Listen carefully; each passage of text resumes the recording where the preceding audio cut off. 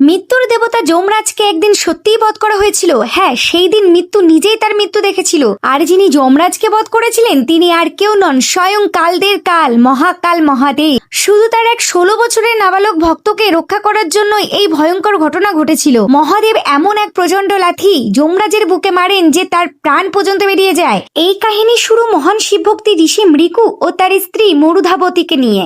সবকিছুই ছিল তাদের জীবনে, শুধু একটি দুঃখ, তাদের সন্তান ছিল না।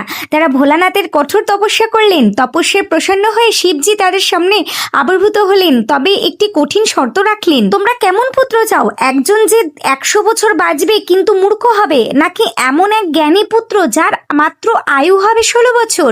ঋষি মৃকু নিঃসংকোচে জ্ঞানী কিন্তু স্বল্পায়ু পুত্রকেই বেছে নিলেন। শীঘ্রই ঘরে কিলকারির শব্দ শোনা গেল। পুত্রের নাম রাখা হলো মার্কেন্ডেয়। মার্কেন্ডেয় ধীরে ধীরে বড় হতে লাগলো। তার তেজ ও জ্ঞান সকলকে মুগ্ধ করলো। কিন্তু যতই তার 16তম জন্মদিন কাছে আসতে লাগলো, তখনই বাবা মায়ের চোখে কান্না থামছিল না। একদিন মার্কেন্ডেয় কারণ জিজ্ঞাসা করলো। সে জানতে পারলো তার মৃত্যু ভয়ঙ্কর সত্য, কিন্তু আশ্চর্যের বিষয় সে নাবালক মোটেও ভয় পেল না। সে বলল, আমি সেই মহাকালের শরণ নেব যিনি মৃত্যুকে পরিবর্তন করতে পারেন। সে বাড়ি ছেড়ে এক পবিত্র ও সুন্দর নদীর তীরে পৌঁছালো। মাটি দিয়ে একটি শিবলিঙ্গ তৈরি করলো এবং গভীর তপস্যায় লীন হয়ে গেল। টানা 3 দিন কেটে গেল। তৃতীয় দিনেই মার্কেন্ডেয় পূর্ণ করলো তার 16 বছর। যমরাজ তার যমদূতকে পাঠালেন। যমদূতরা যখন মার্কেন্ডেয়কে স্পর্শ করতে গেল, তখন তার ভক্তির তেজে তারা থমকে গেল। পরাজিত হয়ে তারা পালিয়ে গেল। এবার যমরাজ নিজেই ক্রুদ্ধ হয়ে উঠলেন। তিনি তার ভয়ঙ্কর কালপাশ হাতে নিয়ে সেখানে উপস্থিত হলেন এবং গর্জে উঠলেন, বালক, তোর সময় শেষ। ভয়ে কাঁপতে কাঁপতে মার্কেন্ডেয় শিবলিঙ্গকে জড়িয়ে ধরলো।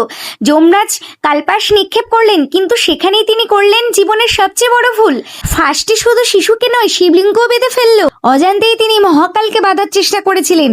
সঙ্গে সঙ্গে এক ভয়ঙ্কর বিস্ফোরণ হলো। শিবলিঙ্গ ফেটে বেরিয়ে এলো কালদের কাল মহাকাল মহাদেব। তিনি গর্জে উঠলেন, মূর্খ, আমার ভক্তের উপর আঘাত করার সাহস কি করে হয়? মহাকাল এক প্রচন্ড লাথি যমরাজের বুকে মারলেন এবং তার ত্রিশূল দিয়ে সেখানেই যমরাজকে বধ করলেন।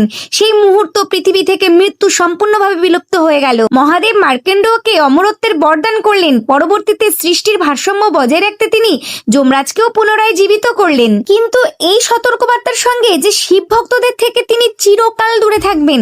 সেই মহা শক্তিশালী মহাদেবের উদ্দেশ্যে কমেন্টে অবশ্যই লিখুন, হর হর মহাদেব।